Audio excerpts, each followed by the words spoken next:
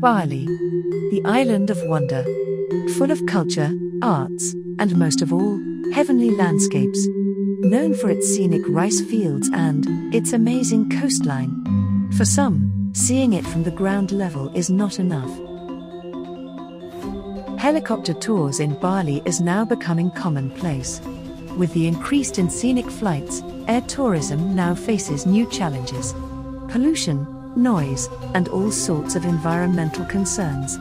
Is there a way to conduct air tourism in Bali whilst addressing these concerns? One company, Fly Bali, believes it has found a solution.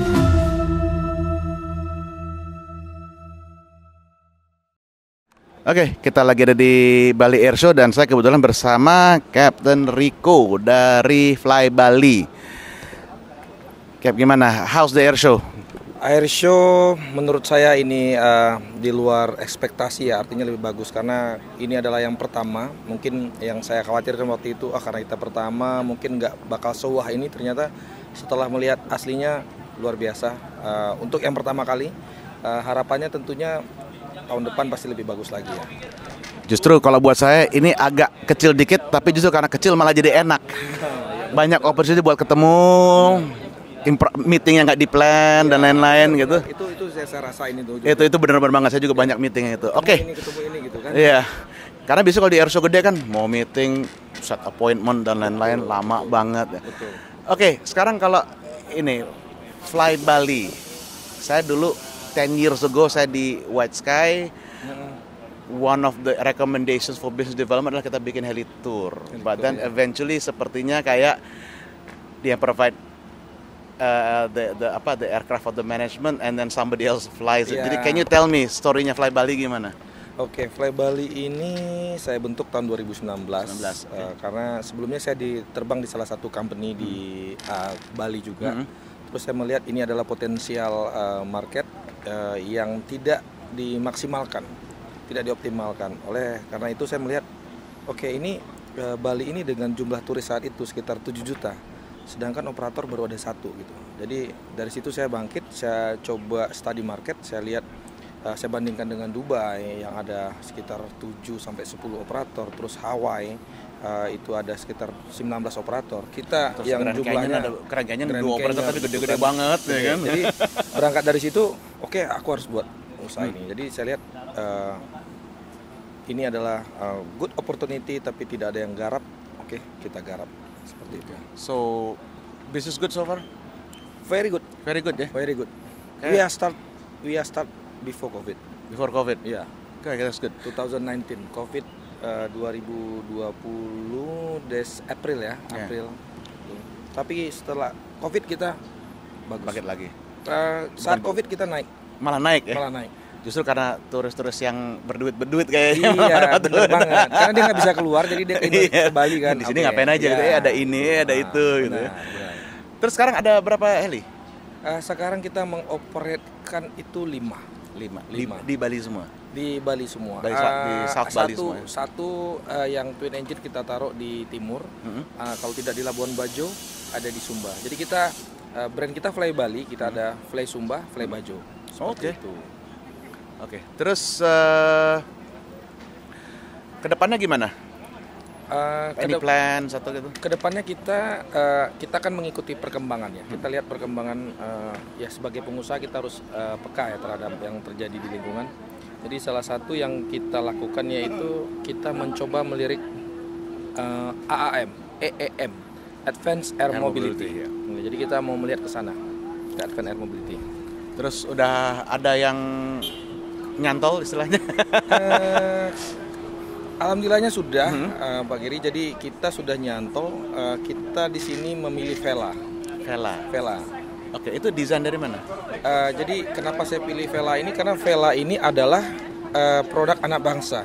Jadi joint venture antara Vela dengan PTDI. Oke. Jadi Vela ini dibentuk oleh putra-putra Indonesia yang dulunya kerja di luar, ada di Boeing, ada di perusahaan besar, mereka udah balik dan mereka membentuk Vela ini. Oke. Gitu. Sekarang udah statusnya gimana? Udah MOU Statusnya, atau udah order? Kita sudah LOI, Ya. kita LOI 10 unit ya. 10 unit.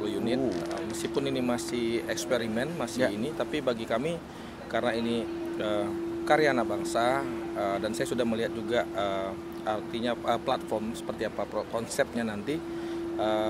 Saya ingin ada sesuatu produk dari anak bangsa ini yang bisa bersaing di internasional ya. Dan mudah-mudahan will be one of the first for commercial operations nanti ya. Ya, benar. Oke, itu why did you choose AAM ke depannya? Kita itu kan apa namanya ya? Kita seperti yang di awal saya sampaikan tadi, kita harus mengikuti perkembangan zaman ya. Kayak kalau dulu kita sibuk dengan zamannya BlackBerry terus tiba-tiba merasa paling besar, akhirnya oke, Android ini semua. Kita nggak bisa menolak itu. Karena perkembangan makin pesat, tempat-tempat makin terbatas. Salah satu tantangan saya saat ini helikopter yaitu adalah noise, polusi suara. Nah, sedangkan dengan AAM ini dia kan listrik ya.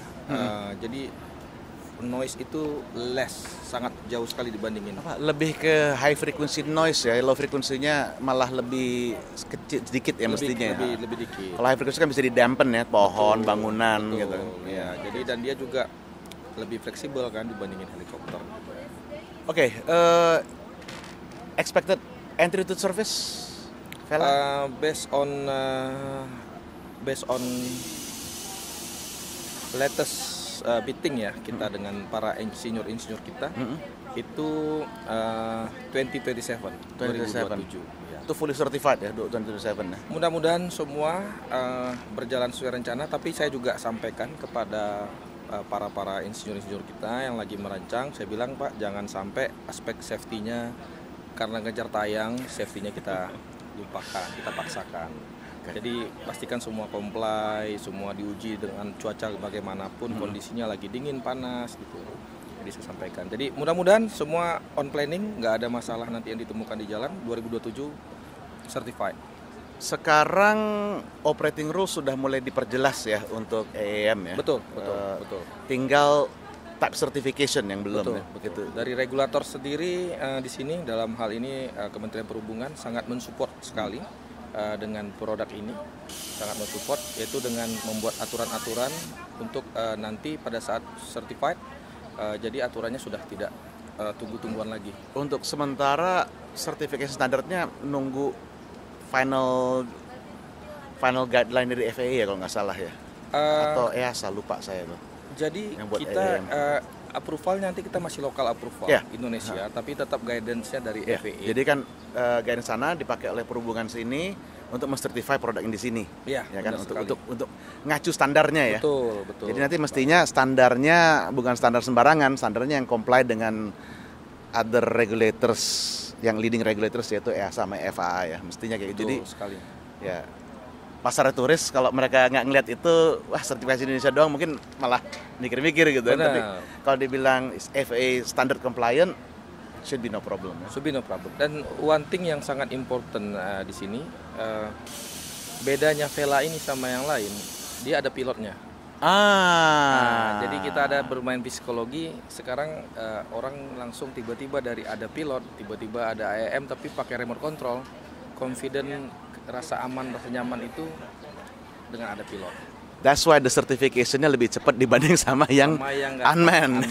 Karena unmanned itu kayaknya baru abis yang piloted AAM ya. Ya, mungkin another 20 years, 15 years unmanned ya. Kalau nggak salah earliest is 35 ya kalau nggak salah. But maybe only for logistik dulu mungkin lah logistik. Kalau untuk logistik by 30 mestinya iya. Tapi for carrying passengers FAA akan ngeliat dulu dari AAM piloted, ngeliat mereka study ulang lagi, baru then they decide what to do. So it looks, jadi ini ya buat kedepannya ya banyak lah ya, gara-gara ada beberapa bukan kejadian nanti ya, berapa case certain cases yang akhirnya timbul banyak kontroversi mengenai wisata helikopter di Bali. Ada yang bilang mengganggu, dan jadi ini operator Fly Bali melihat nggak cuman melihat